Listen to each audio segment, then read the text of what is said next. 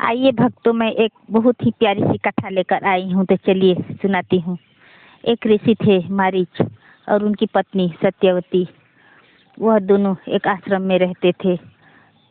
उसकी पत्नी सत्यवती अपने बहुत ही पतिव्रता स्त्री थी। अपने पति के बहुत सेवा सत्कार करती थी। एक बार वह विश्राम कर रहे थे, उसके पति मारीच। तब उसने वहाँ पर ब्रह्मलोक ब्रह्मा जी आए और कहने लगे कि कहाँ है मारीच, मेरा पुत्र? मैं यहाँ से जा रहा था तो सोचा अपने पुत्र से मिलता चलूं।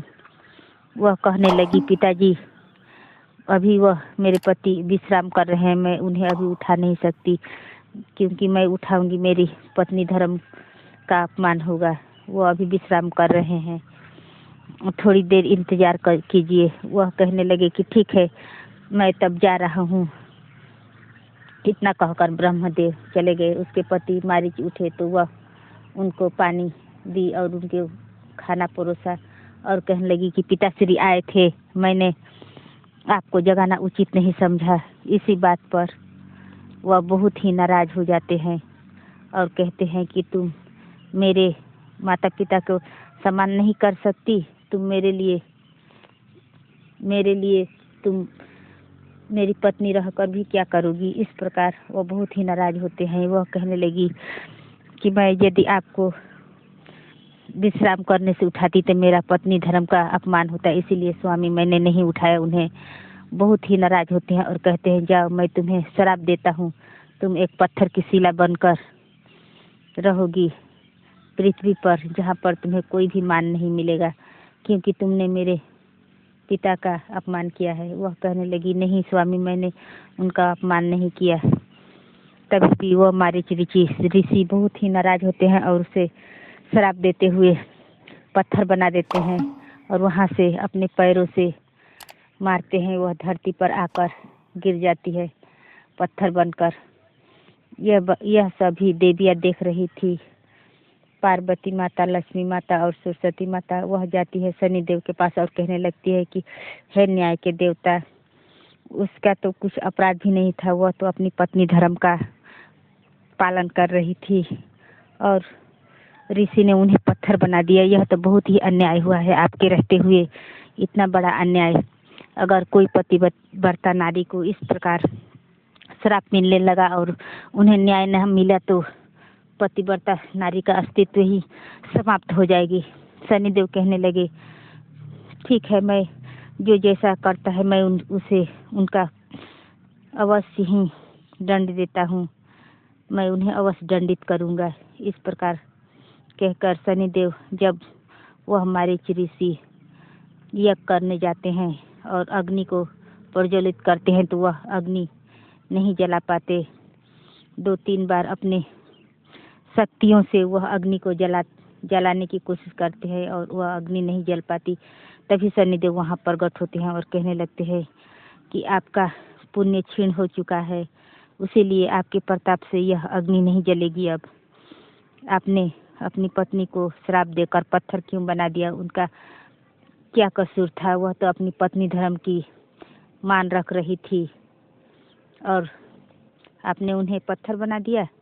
इस प्रकार कहते हुए वह ऋषि मारीच देखते ही रह जाते उन्हें और शनिदेव कहते हैं, आपको आपके जो आपने किया है उसका दंड आपको अवश्य ही मिलेगा। इस प्रकार कहते हुए शनिदेव अपने एक दूत प्रकट करते हैं और कहते हैं कि जाओ इस ऋषि को मानव लोक में छोड़कर आओ, तभी यह अपने कर्मों का प्रायश्चित कर सकेंगे।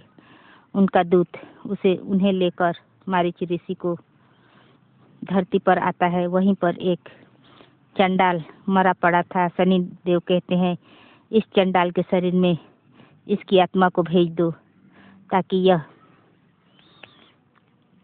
अपने पापों का प्रायश्चित कर सके। इस प्रकार वह चंडाल मरा हुआ था, उसी में मारीच ऋषि की आत्मा को प्रवेश करा देते हैं। सभी गांव वाले एकत्रित होकर उसे देख रहे थे और कह रहे थे, आज तक यह सभी को जलाता था, अब इसको कौन जलाएगा? यह तो मर गया। तो सभी लोग कहते हैं, इसकी पत्नी को खबर भिजवा दी गई है, अब आज से वही चंडाल की काम करेगी। उसकी पत्नी आती है, सभी लोगों को किनारे करते हुए कहती है, कहाँ है मेरा पति? और उसे देखते हुए बहुत ही गुस्से में कहती है, तुम मर कैसे सकते हो? ऐसे कहते हुए उस चंडाल के सीने में एक लात मारती है। तब वो उसमें तो ऋषि की आत्मा आ चुकी थी। वह उठकर बैठ जाता है चंडाल और कहने लगता है, मुझे मत मारो, मुझे मत मारो। वह एक डंट लेकर आती है और उसे ठीक से पीटती हुए कहती है कि तुम मर सकते हो, तुम मर कैसे सकते हो? तुम यदि मर गए तो यह काम कौन करेगा? इस प्रकार कहते हुए उसकी पत्नी बहुत ही पिटाई करती है और कहती है, जाओ शमशान में, और जो भी आए, चाहे जितनी भी गरीब हो, उसे कर लिए बिना तुम उसे चिता जलाने मत देना। इस प्रकार वह जाकर चंडाल वहीं शमशान में चिताओं को जलाने लगता है। जब वह आता है घर में, उसे बहुत भूख लगी हुई होती है और उसकी पत्नी लड्डू खा रही थी। वह देखता है कि मुझे भी कुछ मिल जाए, मुझे भी बहुत भूख लगी है। वह कहने लगी, एक सूखी रोटी फेंकते हुए कहने लगी, लो यही खा लो, कल से मैं यह भी रोटी भी नहीं दूंगी।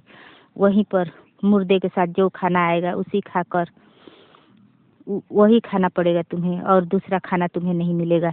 इस प्रकार कहते हुए उसकी पत्नी एक सूखी रोटी देती है और कहती है, मेरा चरण दबाओ। वहीं पर बैठकर चरण दबाने लगते हैं। वह सोचते हैं कि मैंने अपनी पत्नी को कितना प्रताड़ित किया। हर समय वह मेरी सेवा में रहती थी, मेरा पैर दबाना, मेरे लिए भोजन बनाना, अपने हाथों से खिलाना, सब कुछ करती थी। और यह एक पत्नी है, किस तरह से मेरे ऊपर शासन चला रही है। यही सब सोचते हुए वह फिर से सुबह जाते हैं और जाकर चिता को जलाने लगते हैं। जो भी पैसा मिलता है वह लाकर अपनी पत्नी को देते। उसका पत्नी का नाम था बिहुला। वह कहने लगे कि इस प्रकार से उसका जिंदगी चल रहा था। कुछ समय पश्चात वो कहती है, तुम मेरे पैरों को दबाओ। वह दबा रहा था, तभी अपनी पत्नी के ख्यालों में खो जाता है। सोचने लगता है कि मेरी पत्नी कितनी अच्छी थी, हर समय मेरा सेवा करना, मेरे नहाने के लिए जल रखना, मेरे लिए खाना बनाना, अपने हाथ से मुझे खिलाना, सब कुछ करती थी। लेकिन मैंने उसे पत्थर बना दिया। मैं उसके ऊपर कितना चिल्लाता था, झलझलाता था, और शराब देकर सिला बना दी। यही सब सोचते हुए उसका हाथ रुक जाता है। उसकी पत्नी वही रोने लगती है। उसकी पत्नी उसे एक लात मारकर नीचे गिरा देती है और कहती है, कहाँ खोए हुए हो? चलो भाग जाओ यहाँ से, मैं तुम्हें देखना तक नहीं चाहती, जाओ यहाँ से। वह वहाँ से रोते हुए आते हैं और एक बड़ी सी जगह थी, वहीं पर आकर फूट फूट कर रोने लगते हैं और कहते हैं, हे शनि भगवान, मुझसे मैं अपनी भूल का प्रायश्चित करना चाहता हूँ। मुझे ज्ञान हो गया कि मैंने बहुत बड़ा अनर्थ किया है अपनी पत्नी को शराब देकर। मैं भूल गया कि औरत का सम्मान भी करना चाहिए। वहीं पर शनिदेव प्रकट होते हैं और कहते हैं, मैंने तुम्हें यही एहसास दिलाने के लिए यह सजा दी थी, इसलिए तुम्हें अपना गलती का एहसास हो गया। वह कहने लगते हैं कि हे शनिदेव, आप मुझे प्रायश्चित का कोई मार्ग बताइए। और वहीं पर जो उसकी पत्नी बनी हुई थी देवी के रूप में प्रकट होती है। वह देखकर आश्चर्य हो जाता है और कहने लगता है, अरे यह, वह कहने लगे, शनिदेव यह सब मेरी माया थी कहकर, और कहते हैं, जाओ तुम उस शिला को लेकर चारों धाम की यात्रा करवाओ, तब तुम्हें तुम्हारा प्रायश्चित पूरा होगा। वह जाता है वहीं पर नदी के किनारे जहाँ उसकी पत्नी शिला बनकर पड़ी हुई थी, उसके अपने कंधों पर लेता है और लेकर, इतनी भारी थी फिर भी वह लेकर चारों धाम की यात्रा करवाता है। लास्ट में जाते जाते वह इतना थक चुका था कि वहीं पर गिरकर मूर्छित हो जाता है।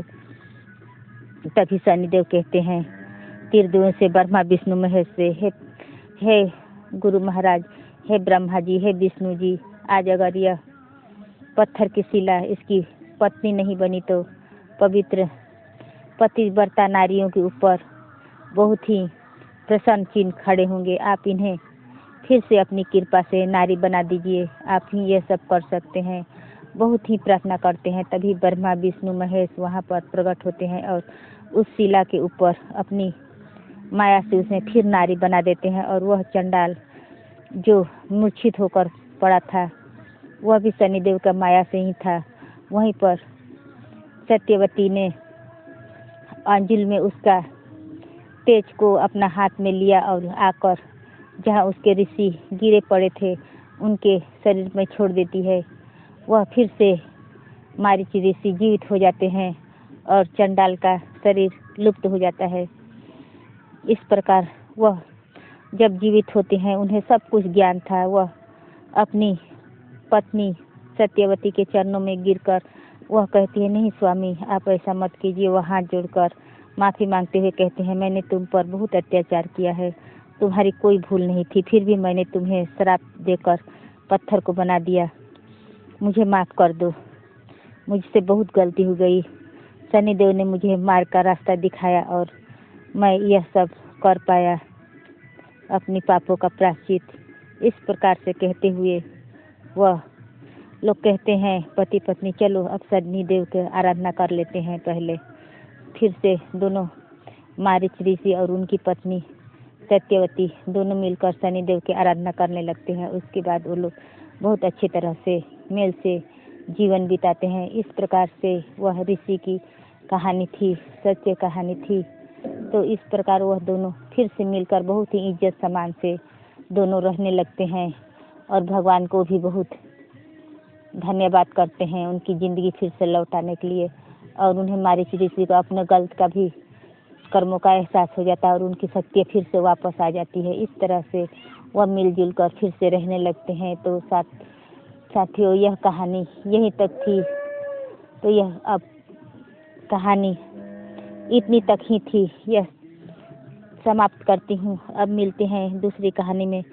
यदि कहानी अच्छा लगे तो लाइक शेयर सब्सक्राइब जरूर कर दिया करें। आप अगर वीडियो में पहली बार आए हैं तो इस प्रकार से मैं आती रहूँगी अच्छी अच्छी कहानियाँ लेकर।